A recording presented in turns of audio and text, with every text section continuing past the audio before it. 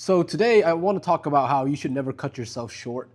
And this is mainly for like ambition. Like if you have an ambition and you meet the goal 80, 90% of the way, don't settle for that 80, 90%. You got to go for that all 100%, right?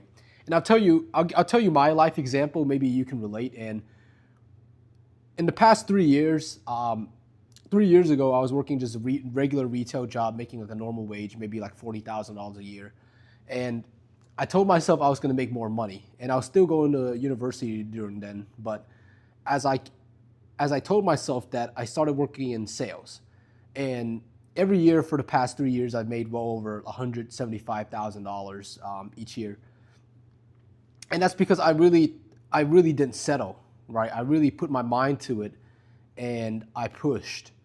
But the problem where I settled is I should have, and I've had these goals before where I wanted to develop something bigger, and I should have just done that. I should have also been doing that this whole time, and maybe who knows if where would I would have been, because I never doubted myself to be able to do the sales environment, but for some reason I've always doubted myself to be able to do the business kind of commerce kind of environment.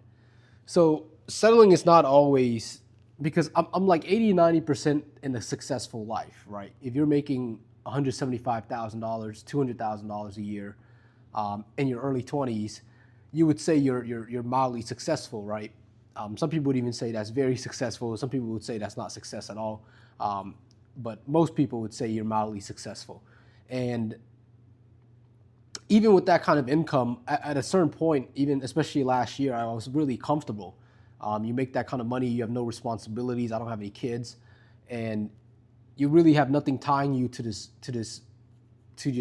life and time in general. So you really get comfortable. So you just think, no, yeah, this where I'm at right now is not too bad. I can sit around here for the rest of my life until I retire, until my subconscious kind of caught up.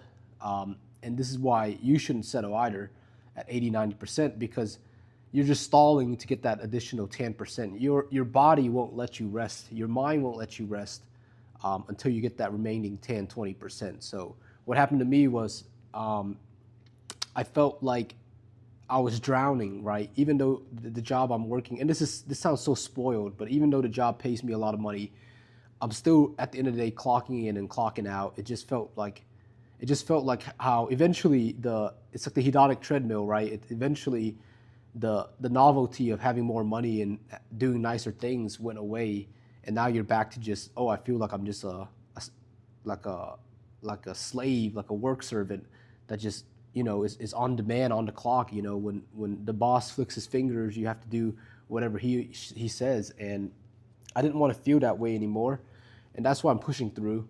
Um, we're doing app development. We're doing